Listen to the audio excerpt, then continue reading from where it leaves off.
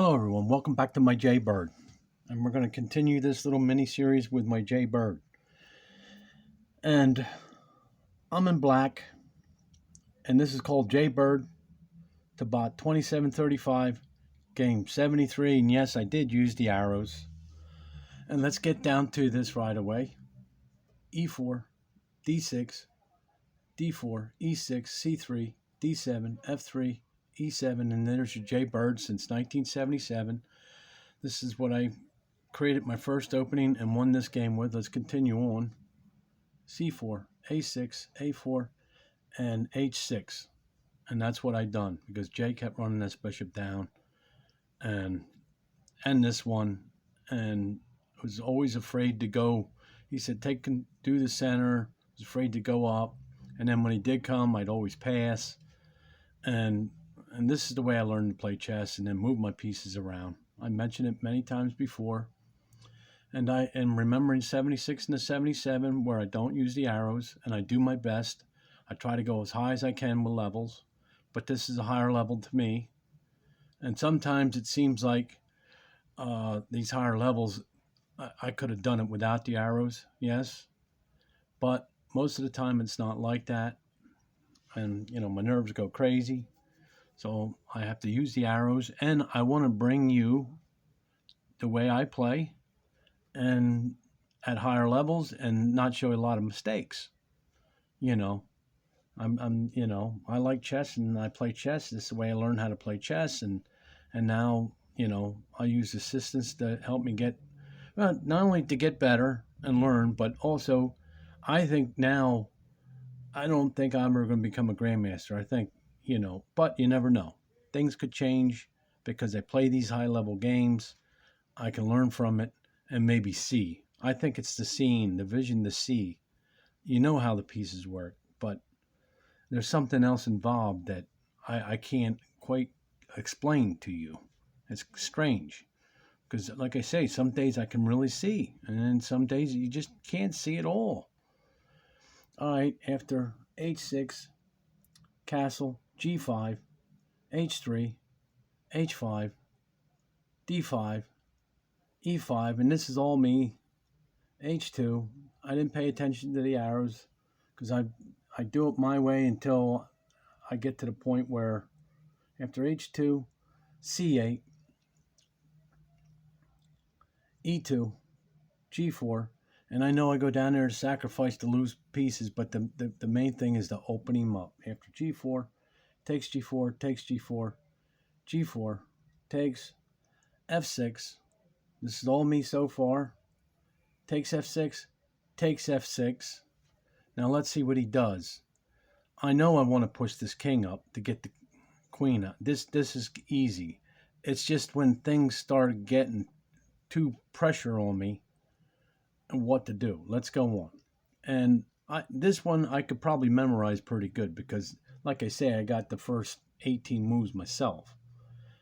After F6, F4, and E7, yes, I want to get the queen out. After E7, H5, I get the queen out, G8.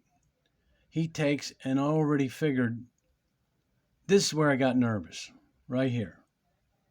So I know I want to take this, but then look at this. This is where you start getting nuts. How's this going to go here?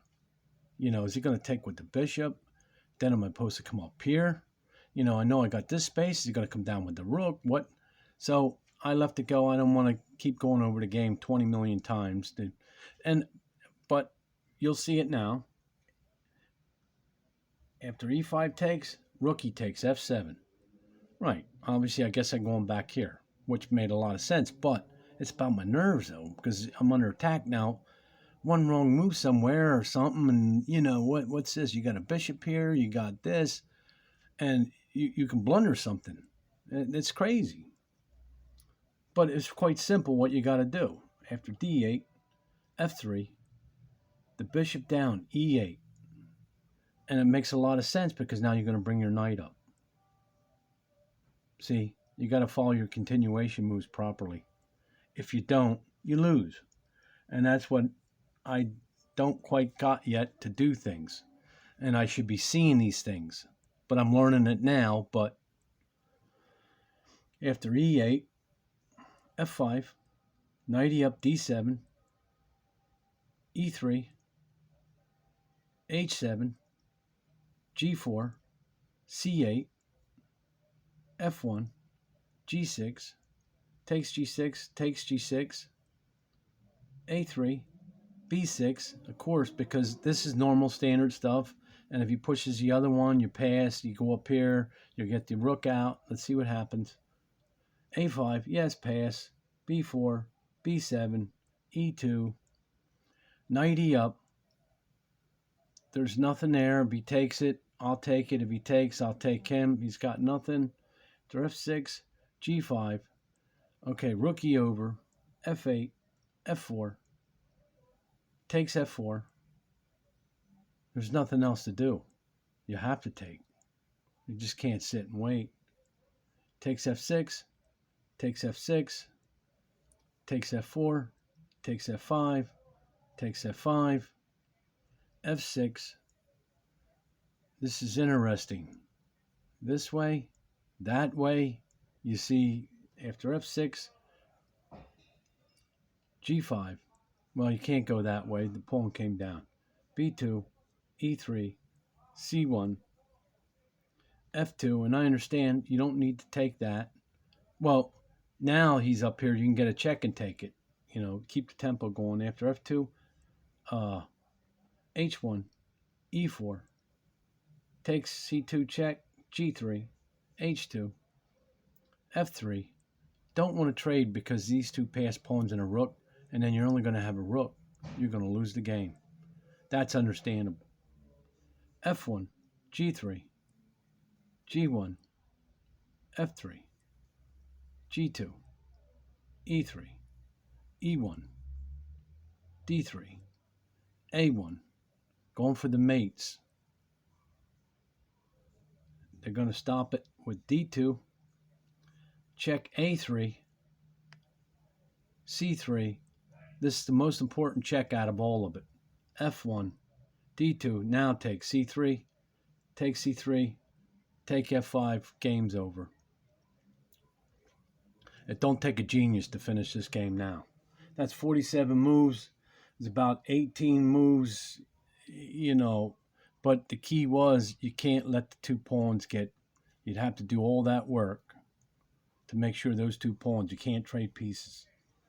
After F5, D4, G5 takes, D3, takes D5, E3, B3, D2, B2, D3, B1, E3, D5, F4, E1, F3, C3, E2, D4, F2, D3, F3, D2, E2, C1, F1, F1 check, takes D2, C4, D1, takes B4, E2, takes A5, D3, A4, D2, C4, E1, D4, E2, C5, F1, C4, E2, D3, F2, C3, G2, C2, H2, Queen, G2, C2, H1, and that's game. So I can hope you can understand and appreciate what I'm trying to do is, you know, so I can show you, so whoever understands what's going on about this. And this is the way I learned how to play chess, the opening like this and then play the game. Like I said, remember 76 and 77, I use no arrows. And I do my best to play like this. And you see this in my lower level games. And you'll see me do other things and this and that and this. But when you start getting in these higher levels like this, you just can't. Now, here I'm okay. I got it. I'm getting it. He goes here. See, now, see, and I understood this. But what's going on? If he came down, let's say, with a check and I push my pawn or something, well, I can't do that. The rook's here. You know, things get nuts. Now it's getting nuts. I knew I had to get my queen out. And that was, and I knew that. And now I said, wow, I got to, what's it going to, no, I got to, now it's just getting too hairy for me here. So, and then you would say, well, why don't you just take that right away and trade the pieces? You see what I'm saying? You know, take it with this. It can't go check. You takes, or, you know, no. So you see what I'm saying? There's another way. But I listened the hours and went that way. And the game went this way. But maybe there's a flaw in the other way. I don't know. Like I said, I'm no grandmaster, but I try to learn and study the game and my theory and bring it to you. You know? So this just, it benefits me and it benefits you, you know, at the same time. And it's something I do now. This is what I do. Like I said, I make beats. I'm on YouTube. Chainbox. Just go to YouTube and Chainbox, and then you'll see fireworks in a round circle that says Chainbox on it. That's me, and I make beats. And I got a book I wrote. Books on there. I have another book, but I have stories on the beats. But then I got just a whole book on there. You can see it, and I'm going to make more beats soon as coming up again. I'm working on some right now, and I play chess. And we'll get back to remembering 76 and 77 after I show you these high level games. I got a bunch more to show you in high level, and you know, or whatever new discoveries I can come out with.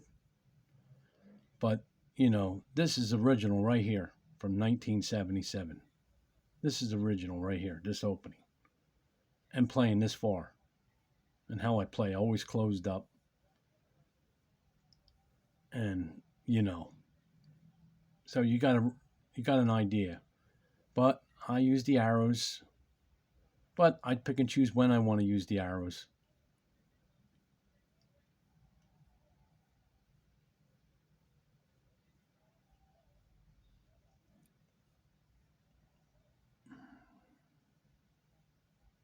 Same thing with all the other openings and games. I use my theory, move my pieces around and back. But this is the first and original opening that I created and won the first chess game of my life back in 77.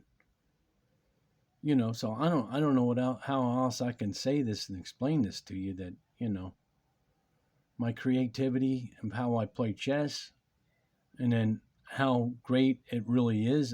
I'm trying to bring it to you. All right, you saw that. I'm trying to bring it to you the best of my ability, you know, without arrows, you see it. But then even in the blitz games, I was doing one square night birds. But the second blitz game, I would look back over it and say, wow. So it's like I'm already doing this naturally, a lot of this stuff. And then now when I try to get serious with it and do an opening with it, and it's already part of my game that I already do. You know what I mean? I don't know how else I can say that and explain that. And moving your pieces around, and obviously, you know, I have to move my pieces around here in the back, and I know this is the way it works, because when I first learned how to play, I was doing this similar to this, but not at this level. You know, that's the difference. That's it. I'm just got to learn how to play these kind of high levels. I mean, that takes time. You just can't do that. And you got to see games. You got to learn from somewhere and how you're supposed to do your stuff. And see, my biggest problem, like I told you, I have to see. If I don't see the moves, I can't. I blunder. All right. Thanks for stopping by. And I got one more to show you with this, and then we'll start the high level stuff big time.